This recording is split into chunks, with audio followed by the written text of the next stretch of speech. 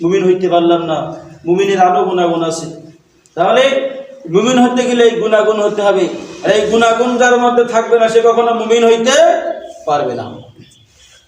আমরা দাড়ি রেখেছি, টুপি রেখেছি, গোল পাঞ্জাবি গায়ে দিয়েছি, আমরা মুমিন নাই।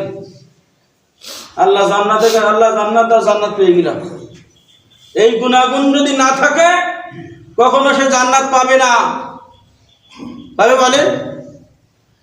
আপনাদের মুমিনের যে গুণাগুণ তো নেই আপনার মধ্যে, আমার আপনার মধ্যে আছে বলে? এই যে কথাগুলো বললাম কুরআন সূরা মুমিনের যে 7টা আয়াত বলেছি, এই 7টা আয়াতে যে গুণাগুণ আমাদের মধ্যে আছে বলে? আমরা প্রথমে কি নামাজ পড়ি বলে? বিশ্বাস করি আল্লাহকে বলে? বলে কথা বলেন না কেন? আল্লাহর বিধানকে বিশ্বাস করি, কোরআনকে বিশ্বাস করে সব করি বলে? অবশ্যই করি, সব করি। আমরা তো প্রতিষ্ঠিত করতে পারি না, আমরা সব মানতে পারি নি, তাহলে আমরা কি করবো? মুমিন হতে পারলাম বলে? 2 নম্বর বলেছি যাদের নামাজের মধ্যে বিনয়, নামাজটা সুন্দর হতে হবে। নামাজ পড়ে অন্যায় করি তা কি নামাজ পড়ি আমি বলে? নামাজ পড়ে মিথ্যা বলি তাহলে কি নামাজ পড়লাম বলে?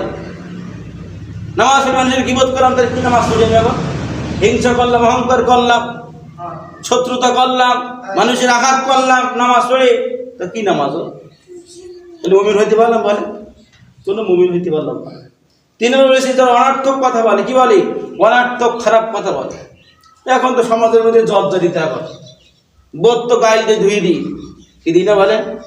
কি বললাম? বেশি দিন না বোর কথা বলি, আমরা তো বোধ তো গাইল দিয়ে ধুয়ে দিই একদম। মুমিন কি গাল দিতে পারে বলেন? খারাপ কথা বলতে পারে? তাহলে আমরা কি মুমিন হলাম বলেন? আমরা এই গুণগুলো আমাদের মধ্যে আনতে হবে। আর এই গুণগুলো যখন আমাদের মধ্যে আনতে পারবো তখন আমরা প্রকৃতি মুমিন হয়ে দুনিয়াতে বিজয় দিতে পারবো। আর এই গুণগুণ যদি না থাকে ও সারা জীবন নামাজ ফাটাই কপাল ফেলে কোনো কাজ হবে না, শুধু ফাটেই যা কালো দাগ হয়ে যাবে, কোনো কাজ হবে না। এই জন্য ওই লিবাসধারী বলে না, সেই লিবাসধারী শয়তান হওয়া যাবে, নামাজে হওয়া যাবে না, ইদারি হওয়া যাবে না, লিবাসধারী হওয়া যাবে না। আল্লাহকে সন্তুষ্ট করার জন্য হতে হবে। কার? আল্লাহকে সন্তুষ্ট করার জন্য, মানুষকে দেখানোর জন্য নয়।